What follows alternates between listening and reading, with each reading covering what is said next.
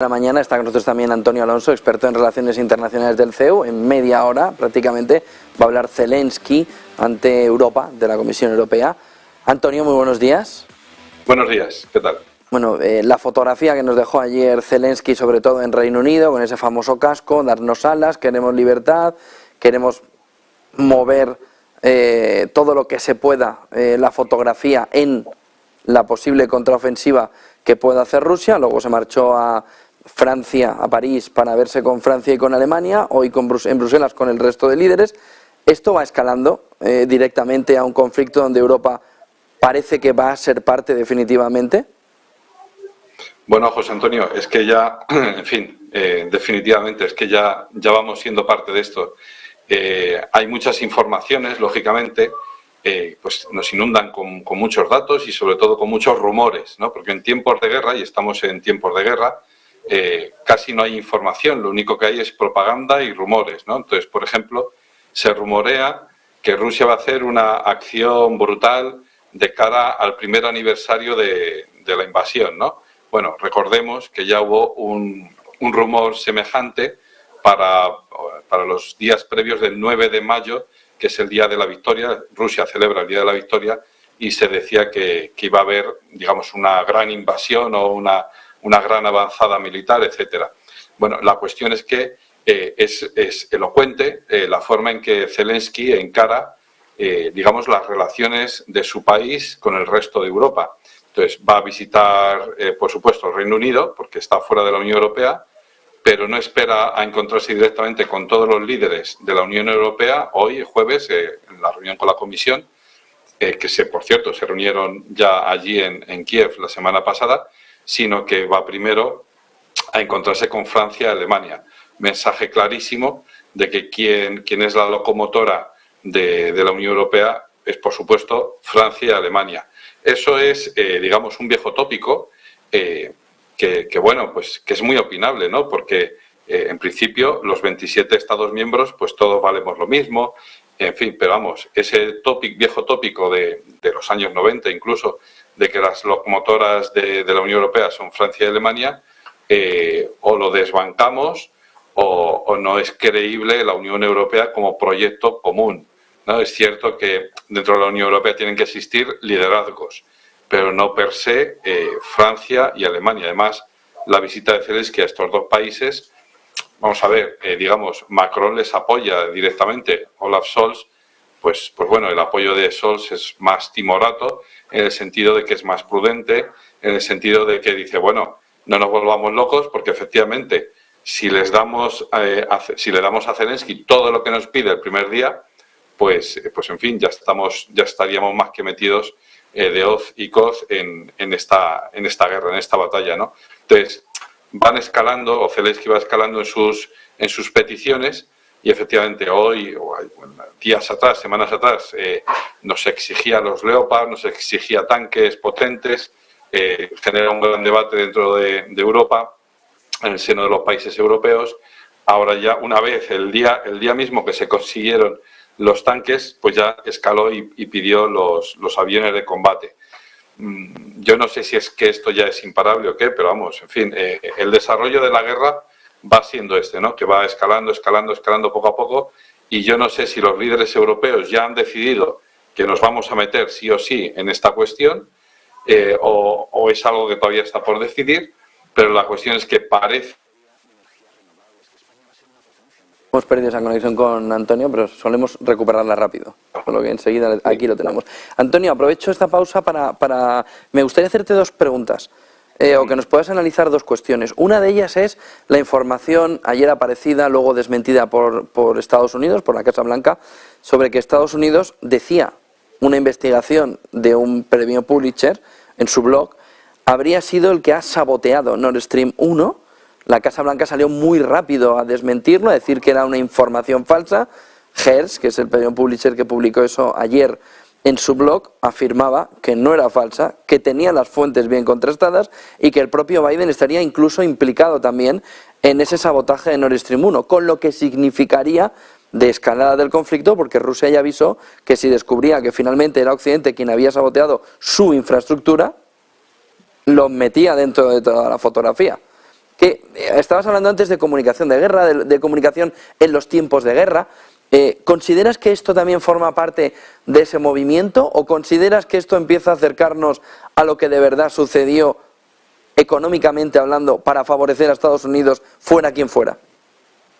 Bueno, la cuestión efectivamente, en primer lugar, esto fuera del contexto de Ucrania y tal, habría sido por lo menos causa de grandísimo revuelo internacional. Dice, han saboteado una infraestructura crítica, ¿no? Fundamental para la economía de Rusia, por un lado, y también para la economía de Alemania o de Europa por la cuestión de la necesidad del gas, ¿no? Esto ya per se habría sido una cuestión gravísima. Aquí, como se ha metido dentro del saco de Ucrania, pues se está tratando con mucha delicadeza, las reacciones se están midiendo muy mucho, pero bueno, al parecer este señor tendrá que demostrar de alguna manera o tendrá que dar algún tipo de prueba, digamos, para reforzar su teoría, porque de momento es solo una teoría y la investigación sigue su curso, por supuesto, pero parece más bien creíble que la que fue primera ministra, que ya casi todo el mundo ha olvidado su nombre, ¿no? La pobre Liz Truss, tuvo que dimitir precisamente por esto, porque la habían pillado comunicando por teléfono por un software espía o que le habían hackeado su móvil los rusos, en principio, ¿verdad? La habían pillado diciendo lo hemos hecho o está hecho, ¿no? Entonces, a lo mejor sí que hay implicación de Estados Unidos, pero parece bastante evidente que el brazo ejecutor de esto fueron los servicios especiales del Reino Unido. Eso sería congruente con muchas declaraciones o algunas declaraciones que ha hecho Rusia en los últimos meses, señalando precisamente al Reino Unido como gran responsable en la escalada militar o la involucración de Europa dentro de esta escalada militar, porque hay que recordar que para abril del año pasado, se estaba aireando esa posibilidad de que ya estaban a punto de firmar un acuerdo, una negociación, los frutos de la negociación ya estaban sobre la mesa y se estaba a punto de firmar un acuerdo de paz o de entendimiento entre Zelensky y Putin, y de repente Zelensky recibe llamadas pues al parecer de Boris Johnson y de Joseph Biden y le dicen que no, que pare eso, que tiene que seguir adelante, ¿no? Esas son las declaraciones que ha habido por la parte de Rusia y parece que se dan por buenas, que esto sucedió así, es decir, que tenía que prolongar la guerra. Le convencieron a Zelensky con una serie de argumentos, digamos, también bastante evidentes, que es no podemos permitir que Rusia, fruto de una guerra y de una invasión, haya invadido una parte de un territorio de un país europeo y se haga con esa parte del territorio. Eso es inaceptable y, por lo tanto, tenemos que seguir presentando batalla. Ese argumento, a día de hoy, sigue siendo válido. Y claro, es decir, o se reafirma ese argumento y se para en seco a Putin, o directamente pues tenemos que prolongar la guerra hasta que uno de los dos se canse, o como dicen los americanos, hasta el último hombre ucraniano, hasta el último soldado ucraniano, seguiremos dando esta batalla. Pues pobres ucranianos también, porque obviamente enfrentar al ejército ucraniano, por mucho apoyo occidental que se tenga, al ejército ruso, con todas las deficiencias que pueda tener, ¿no? Las acusaciones de corrupción, de que no llegan ni siquiera bien uniformados o con buena formación, eso da igual, pero a mí me parece que el ejército ruso es bastante más poderoso que el ejército ucraniano y que está mejor movilizado, mejor orientado y, por supuesto, con la ayuda de los Wagner, que esto no hay que olvidarlo, ¿no? Entonces, en toda esta maraña de propaganda, de censura, que también hay que tener en cuenta que aquí en España, por ejemplo, los medios de comunicación apenas hablan de estos temas, ¿no? De que se ponen también sobre la mesa y que son muy importantes, ¿no? Cómo hay un avance ruso y cómo Rusia va consolidando sus posiciones y cómo efectivamente hay toda una serie de países que no están por la labor. Fruto de la reunión de hoy o de estos días entre el Reino Unido, Francia, Alemania y hoy con la Comisión, yo creo que Zelensky volverá a recabar el apoyo europeo sin fisuras, y como mucho mañana o esta tarde a lo mejor se oye alguna voz discordante en alguna cancillería, en Hungría o en algún otro país por ahí de la Europa del Este y ya está, pero poco más. Pero la cuestión es que Zelensky efectivamente, si va a recibir los tanques, ya es una escalada en el conflicto, y nos estamos metiendo en el conflicto, y ya, por supuesto, si les entregamos aviones que dificulten la capacidad de Rusia de, lo que dicen ellos, defender su territorio, cuidado, porque estamos entrando ya en una dialéctica pues muy peligrosa. Una última pregunta, Antonio, para que nos analices, es lo que está sucediendo en Ceuta.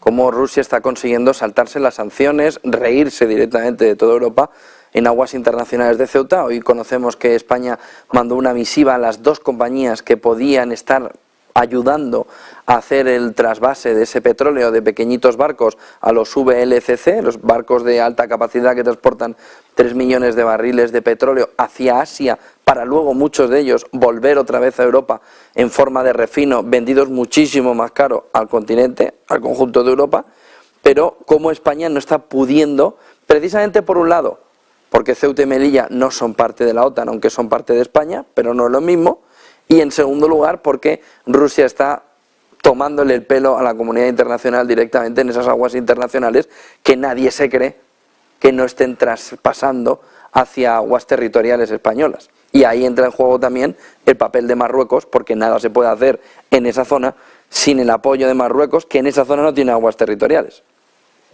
Bueno, la cuestión es que, pues sí, podemos decir que Rusia está tomando el pelo a la comunidad internacional, pero es que la comunidad internacional se está dejando tomar el pelo porque le compensa o porque le conviene o directamente porque lo necesita. No, ese trasvase de petróleo efectivamente se lleva haciendo durante todo este año, o sea, no es nada nuevo y efectivamente sucede en aguas internacionales. Los barcos implicados, las naves implicadas apagan la señal del GPS, del sonar, del radar y de todo, y ya está. Y lo que sucede en aguas internacionales se queda en aguas internacionales. Eso, se hace con la intención, digamos, las sanciones se hacen con la intención de dañar la economía rusa. Efectivamente, se está dañando la economía rusa en gran medida. Tengamos en cuenta que efectivamente no está vendiendo, o sea, se están teniendo que buscar triquiñuelas de este tipo para colocar sus productos, y además a un precio, digamos, más bajo del que lo podrían colocar. Pero aún así, pues en ese punto concreto, ¿se está dañando la economía rusa? Sí, pero poco. Y sí, y solo una parte de los oligarcas. Bueno, pues los oligarcas tienen otra fuente de financiación aparte de esta del petróleo, ya digo, mínimamente. Eso se hace mínimamente, ¿no? Entonces, efectivamente, hay que ser un poco, no voy a decir que hay que ser más inteligentes y darnos cuenta de que nos van a tomar el pelo, sino que efectivamente se establece de esta manera para que todo siga más o menos estando de la misma manera. Hay que tener en cuenta una cosa, es que la guerra acabará, antes o después acabará en una mesa de negociaciones. Y el día siguiente, el día después de la guerra, Rusia seguirá siendo nuestro vecino. ¿Vamos a construir una globalización de espaldas a Rusia, que es nuestro vecino? ¿Vamos a seguir trayendo gas licuado desde Estados Unidos?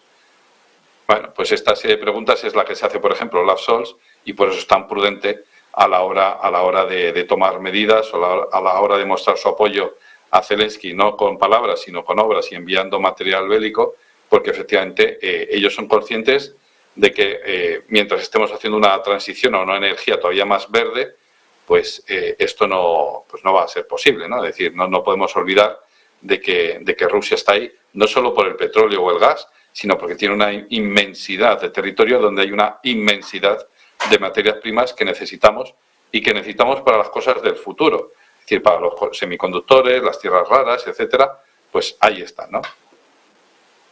Muchísimas gracias, Antonio Alonso, experto en Relaciones Internacionales de la Universidad CEU San Pablo. Buen día, vamos a ver qué sucede en Bruselas.